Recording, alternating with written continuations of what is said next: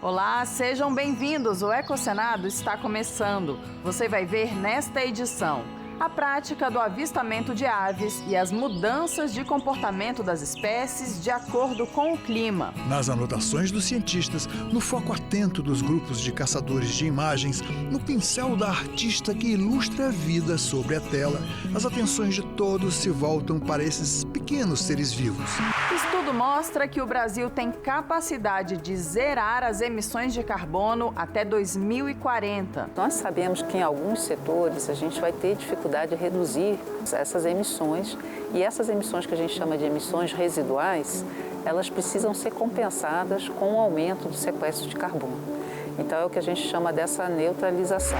Uma reportagem sobre um dos principais pontos turísticos do semiárido nordestino, os cânions do Viana.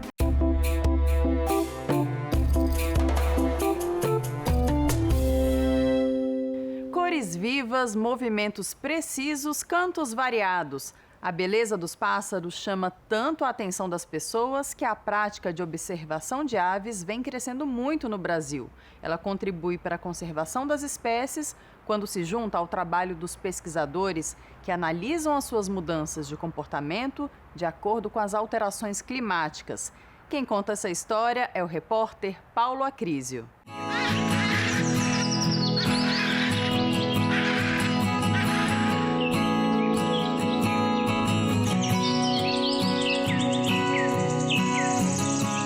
Desmatamento, queimadas, especulação imobiliária, grandes concentrações urbanas. Todos esses fatores contribuem para a exaustão das fontes de água limpa, aumento da temperatura e poluição atmosférica. O aquecimento global é uma evidência científica que também pode ser comprovada pela mudança nos hábitos dos pássaros, na luta pela sobrevivência. As aves não possuem termômetro, elas não têm relógio, não têm bússola, muito menos GPS. Mas elas não perderam a capacidade ancestral de sentir e perceber o que acontece com a natureza. E se elas pudessem falar, o que diriam para nós? Essas pequenas criaturas de asas podem até não falar, mas a seu modo refletem o que acontece no planeta Terra. Eu não acho que tem um número de anos certo para se comprovar isso, mas eu acho que tem dados suficientes hoje em dia para se comprovar que essas mudanças já têm um reflexo em comportamentos diferentes. Um ano de seca extrema, em que a seca demora muito, esse ano as aves atrasam a reprodução. Até 40 dias. Nas anotações dos cientistas, no foco atento dos grupos de caçadores de imagens, no pincel da artista que ilustra a vida sobre a tela, as atenções de todos se voltam para esses pequenos seres vivos. Por que será?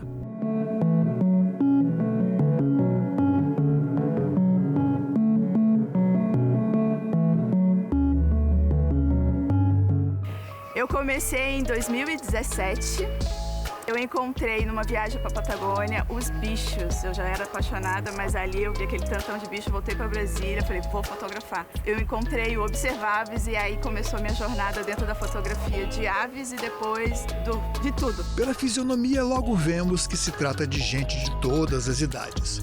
Nos dias de folga, em vez de dormir mais um pouquinho, eles levantam bem cedo, e é por um bom motivo. Um pequeno enclave verde no meio dos prédios de Brasília, fomos encontrar esse grupo de observadores de aves. A foto de pássaro, eles são inusitados. De vez em quando a gente pega, você está vendo um passarinho estático, quando você vai fotografar, ele levanta voo. Para você ter resultado, você precisa ter paciência, com certeza, de ficar esperando o melhor momento, de entender o comportamento.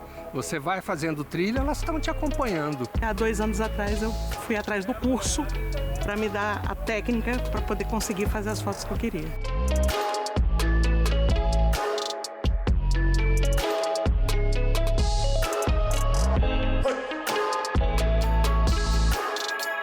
Na busca pelo lugar ideal para a reprodução e pelo alimento essencial à vida, as aves podem mudar de hábitos e a capacidade de adaptação às situações adversas pode determinar quem vai sobreviver.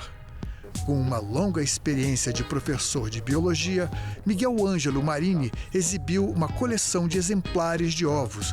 Guardados por até centenas de anos, eles contam histórias das diferentes espécies de aves. Eu tenho um estudo que eu faço com ovos de museus. Tá? Então eu viajei para 40 museus no Brasil, na América Latina, na Europa, nos Estados Unidos. A gente coletou dados de museus.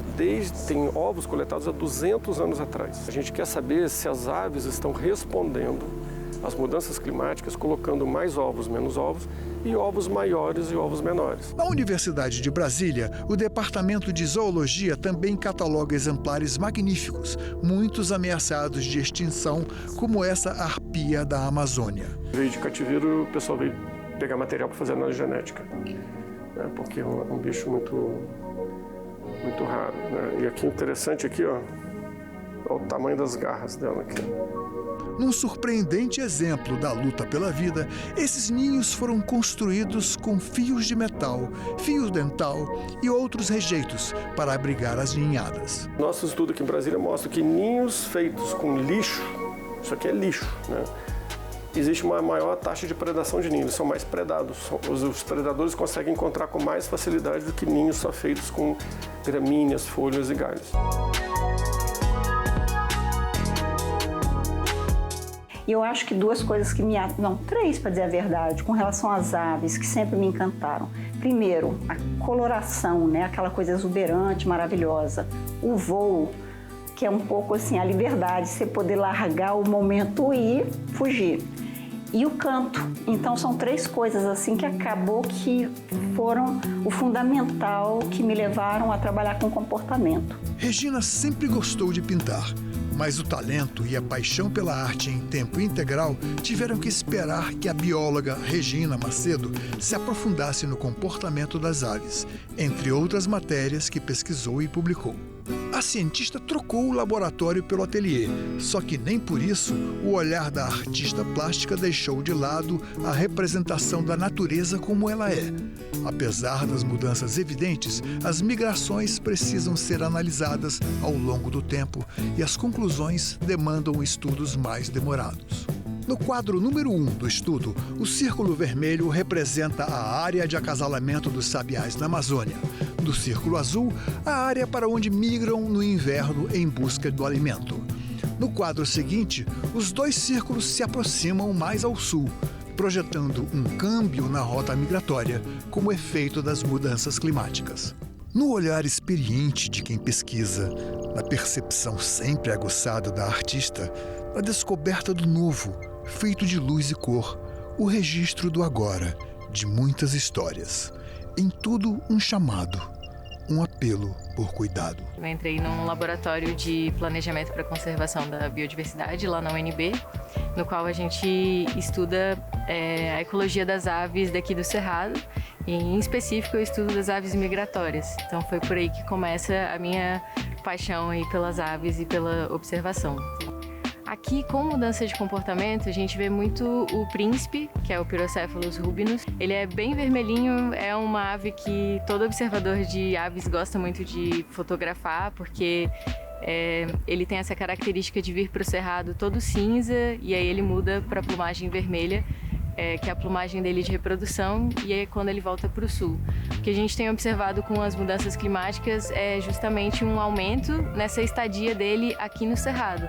Então, uma ave que antes deveria fazer uma migração de 6 meses, ela tem feito uma migração de 7, 8 meses. O que precisa é voltar para o campo, para a natureza, sabe? Esse contato com a natureza, ele é extremamente importante, que as pessoas voltem a ter esse contato. Menos televisão, menos celular e visitar um parque, sabe? Ir numa cachoeira, fazer uma observação de algum animal, de uma planta, de borboleta, de qualquer coisa, entendeu? Assim, voltar a ter contato mais intenso com a natureza. Isso eu acho que está faltando muito. As pessoas estão perdendo essa conexão. E aí, se você não conhece, se você não aprecia, você não dá valor. Traz, assim, serenidade, calma, paciência, sabedoria, e nos inspira muito esse cuidado, essa conexão com a natureza, porque acho que a gente cada vez mais conhecendo a gente cuida mais. Então, quanto mais conhecer, mais a gente ama, mais a gente preserva.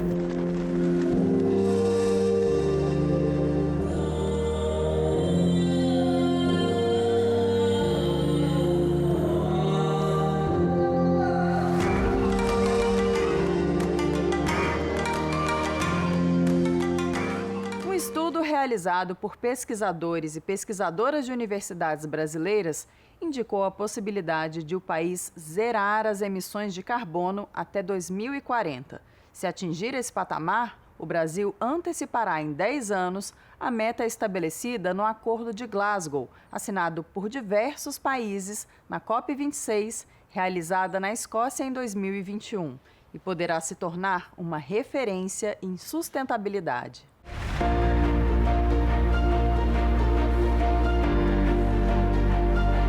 O estudo Brasil Net Zero foi idealizado pelo Instituto Amazônia 4.0 e liderado por 5 cientistas climáticos do Brasil.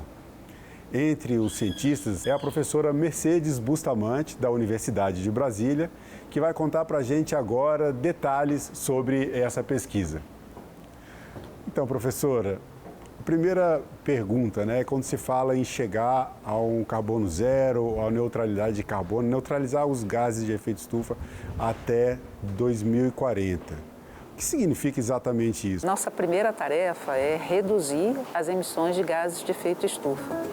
Mas nós sabemos que em alguns setores a gente vai ter dificuldade de reduzir essas emissões, e essas emissões que a gente chama de emissões residuais, elas precisam ser compensadas com o aumento do sequestro de carbono. Então é o que a gente chama dessa neutralização, ou seja, naqueles setores onde eu não conseguir reduzir completamente as emissões, eu tenho que encontrar formas de compensar essas emissões. Então essa é um pouco a ideia do estudo, né? Quando é o Net Zero, né? Significa neutralizar as emissões dos 3 principais gases de efeito estufa, CO2, metano e óxido nitroso. A pesquisa tem 2 eixos principais para se chegar a esse objetivo. Um deles trata da parte de agropecuária, florestas e uso da terra. E o outro da matriz energética, promovendo aí uma mudança de matriz energética. Quando a gente fala em agropecuária, nós estamos falando de um motor da economia, de um dos setores responsáveis pelo PIB brasileiro, se não o maior responsável pelo PIB brasileiro. Qual é a participação e como acontece a participação da agropecuária na emissão de gases de efeito estufa? Essa pergunta é importante um pouco, talvez, explicar a metodologia do estudo, que trabalha com aquilo que a gente chama desses modelos de avaliação integrados, né? Então, o modelo, na verdade, considera todos os setores da economia brasileira, porque eles têm relação entre si, mas tratou de olhar aqueles onde as nossas emissões são mais expressivas. E um desses setores é precisamente o setor daquilo que a gente chama de uso da terra, que envolve o desmatamento, e a agricultura. A agricultura, ela tem uma contribuição importante na emissão quando ela está associada ao desmatamento, e também quando a gente fala, por exemplo, da pecuária, que é a emissão de metano pelo gado bovino, né, principalmente ruminantes, e a emissão de compostos nitrogenados que vem com o uso de fertilizantes nitrogenados dentro da agricultura. Agora já misturando um pouco os 2 pontos, tanto a parte de agrofloresta, a parte de agropecuária, o uso da terra e a mudança de matriz energética. Um dos pilares dessa mudança da matriz energética é o uso de biocombustíveis. Como conciliar a produção de biocombustíveis? No caso brasileiro, a maior parte vem da cana-de-açúcar. Como conciliar essa transição de matriz energética sem ampliar as áreas que seriam desmatadas para a produção do insumo principal dessas? Essa é uma pergunta importante. O Brasil tem uma tradição já consolidada de produção de agroenergia, que vem desde do pró-álcool, né? O Brasil foi um dos pioneiros na utilização desse tipo de energia, motivado por outro contexto, né? Mas mostra para a gente que é importante que se faça uma boa gestão do território. E hoje nós temos no Brasil uma extensão significativa de áreas que já foram abertas, mas que estão em estado de degradação. Então, muito da ideia não é estimular novos desmatamentos. A primeira premissa, né, desse estudo com relação ao uso da terra é o fim do desmatamento e poder aproveitar essas áreas já abertas seja para a produção de energia, seja para a conversão dessas áreas para novas áreas agrícolas, sem implicar em novos desmatamentos. Então é muito importante que o Brasil coloque os seus incentivos na utilização de áreas que já foram abertas e poderiam ser recuperadas para o processo produtivo e desestimular a abertura de novas áreas. É possível aumentar a produção agropecuária em todos os sentidos, tanto de biocombustíveis quanto na parte de alimentos, sem desmatar mais na mata nativa? Hoje seria possível? Hoje todos os dados indicam. Eu vou dar um exemplo do cerrado, do bioma cerrado, que é com o qual eu trabalho mais, mas que hoje é onde a gente tem a maior extensão de pastagens, principalmente pastagens degradadas. É um estudo que nós fizemos olhando só as pastagens degradadas. Se a gente utilizar parte dessas pastagens que tem maior vocação para uso para a agricultura, a gente consegue dobrar a produção de soja no Brasil sem precisar da abertura de novas áreas. E ainda sobraria a área para a gente trabalhar a restauração ecológica, para a biodiversidade, para a conservação de carbono e de água. Na situação que o Brasil e o mundo se encontram, né, perder áreas para degradação é perder os recursos do futuro, né? E agora focado mais na questão mesmo da mudança de matriz energética. O Brasil tem condições, ou teria condições de até 2040 parar com a produção de petróleo e gás e assim, ainda assim ter uma matriz energética suficiente para movimentar o país? O estudo ele olhou essas duas vertentes, embora ele olhe os sistemas, setores da economia integrados, ele olhou essas duas vertentes. Uma é a da energia, e que efetivamente demandaria talvez um esforço muito maior, né, do país no sentido da questão dos combustíveis fósseis. Sempre é importante lembrar que o Brasil já tem uma matriz energética relativamente limpa, né, porque para a produção de eletricidade a gente utiliza muito energia hidrelétrica, vem avançando em outras fontes, né, como eólica e solar e a própria agroenergia, mas precisaria efetivamente fazer esse salto na questão dos combustíveis fósseis, né? E isso implica também como é que nós vamos fazer o investimento em novas estruturas, porque se nós estamos pensando que é preciso abrir mão, né, desse desenvolvimento com base em recurso fóssil para um recurso que seja renovável, a infraestrutura tem que acompanhar essa decisão de política, né? E, ao mesmo tempo, na infraestrutura já existente, como é que nós podemos fazer para que ela seja compatível com o novo modelo de produção? E toda vez que a gente fala de infraestrutura, isso é muito importante, porque nunca é um investimento de curto prazo, né? Você não faz uma usina, né, de processamento para durar 5 anos, né? É algo que é pensado para durar décadas. Então, hoje é um ponto muito importante para pensar o que o Brasil quer ser em 2040, é preciso que a gente comece a planejar agora. Uma das metas do Acordo de Glasgow, que é uma das bases desse estudo, é que chegaríamos a uma emissão, a neutralidade de gases de efeito de estufa em 2050. Também isso é um acordo internacional. Se o Brasil atingir as metas em 2040, estaria antecipando em 10 anos esse acordo de Glasgow, as metas que foram estabelecidas no acordo de Glasgow. O que isso significaria em termos de impactos mundiais? Eu acho que é o impacto primeiro, eu diria, para o sul global, né? Para mostrar que um país dentro da faixa equatorial do sul global teve condições de encampar essa proposta. Eu acho que isso dá uma sinalização muito importante. O Brasil está entre os principais países emissores, embora a nossa emissão seja muito mais associada ao desmatamento e dos outros grandes emissores ao uso de combustíveis fósseis.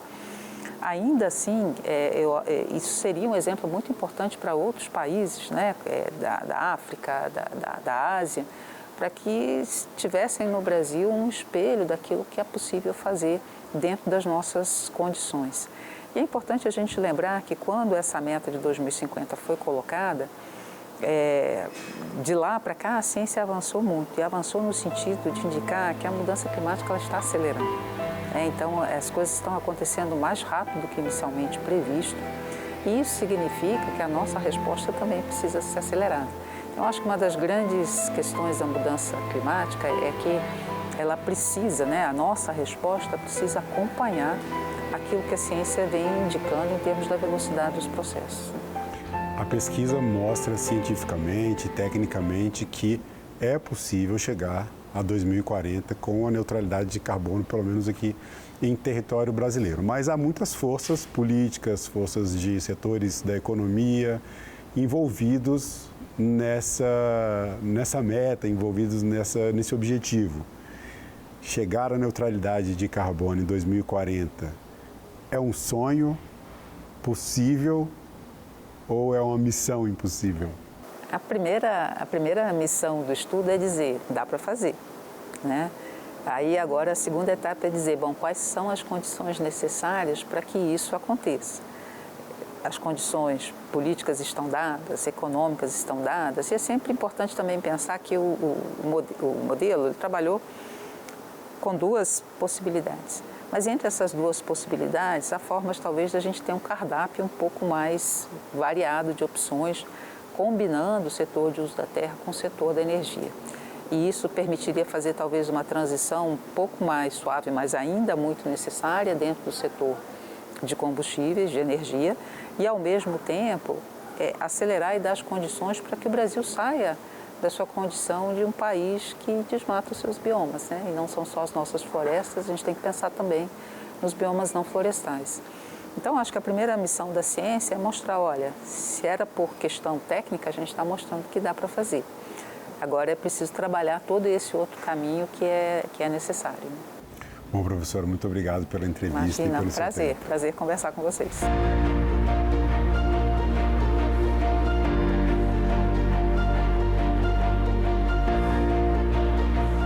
Confira agora destaques do que aconteceu no Brasil e no mundo nos últimos dias no nosso Giro Ambiental.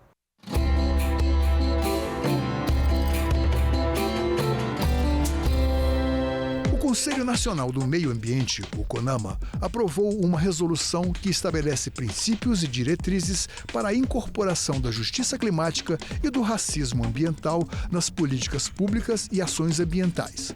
Segundo o governo, o documento garante visibilidade e proteção aos grupos vulnerabilizados, como povos indígenas, comunidades tradicionais, populações negras e habitantes das zonas periféricas em situação de risco. O Senado aprovou um projeto de lei que descriminaliza a poda ou corte de árvores em locais públicos e privados quando houver risco de acidentes e o órgão ambiental não responder ao pedido de supressão dentro de 45 dias. O texto vai à sanção do presidente da República. Próximo ao município de Bom Jesus, no sul piauiense, existe um destino que reúne natureza e aventura por paredões rochosos, os Cânions do Viana. Veja o passeio que uma comitiva de deputados estaduais fez pelo ponto turístico na reportagem da TV Assembleia do Piauí. Formações rochosas com várias cores, cortadas por um vale com vegetação, resultado de milhões de anos de erosão de um rio. Os Cânions do Viana são um verdadeiro cartão postal do semiárido piauiense. Um ponto turístico formado por gigantescos paredões rochosos com dezenas de metros de altura. Lugar de curvas, fendas e passagens naturais que parecem ter sido talhadas à mão. Localizado na zona rural de Bom Jesus, no sul do Piauí, o desfiladeiro despertou o interesse de uma comitiva de parlamentares piauienses que visitou o local. Participaram da aventura o presidente da Assembleia Legislativa do Piauí, deputado Severo Eulálio, e os deputados Wilson Brandão, Ana Paula e Dogim Félix, que enfrentaram um trajeto nada fácil. A trilha que leva aos cânions é acessada apenas por carros 4x4, que cruzam uma região de difícil acesso, cercada por fazendas de criação de gado. Um passeio composto por várias paradas. Um dos pontos visitados possui paredes de pedra que guardam registros e gravuras talhadas nas rochas que retratam cenas do dia a dia dos povos originários que ali viveram.